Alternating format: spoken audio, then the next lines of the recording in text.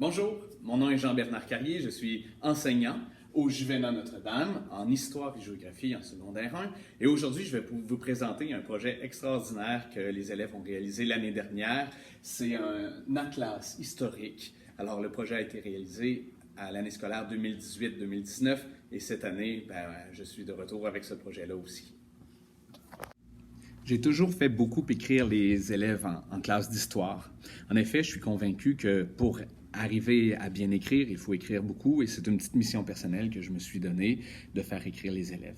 C'est ainsi que l'année dernière, en 2018-2019, on a pris toutes les productions que les élèves avaient réalisées au cours de l'année et on les a réunies au sein d'un livre. Ils ont donc écrit leur propre livre. C'est un livre d'histoire et comme il comporte des lignes du temps et des cartes, c'est aussi un atlas. Alors c'est pour ça qu'il s'appelle Atlas historique. L'autre objectif de ce projet-là, en réunissant toutes les productions qui avaient été faites au cours de l'année, c'est de créer un portfolio numérique. Alors que ce soit des textes, des vidéos, tout se retrouve dans ce livre numérique.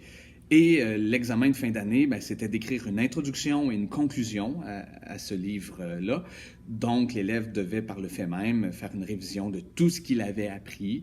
En gros, là, chacun des chapitres qui avaient été étudiés en histoire. Le fait de travailler avec les enseignants de français a permis de réaliser des travaux ayant une bonne qualité de la langue française, écrite et parlée.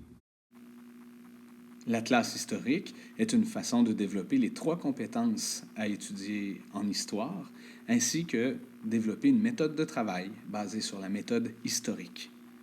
Les élèves ont enfin pu développer la compétence du numérique. En terminant, il faut dire que les élèves sont fiers du travail accompli. Ils ont travaillé fort, mais ils ont écrit un livre. Les élèves en difficulté ont apprécié faire ce travail, car sans faire d'examen traditionnel, ils ont l'impression d'avoir retenu plus qu'à l'habitude. Ils ont recorrigé leurs travaux, corrigé les faits, corrigé les fautes d'orthographe. La chaire de recherche en littératie multimodale de l'Université du Québec s'est intéressée à l'Atlas historique et en a même fait un projet de recherche. Je dois vous dire que pour moi, ça a été une grande source de motivation qui fait en sorte que cette année encore, mes élèves vont écrire un livre d'histoire.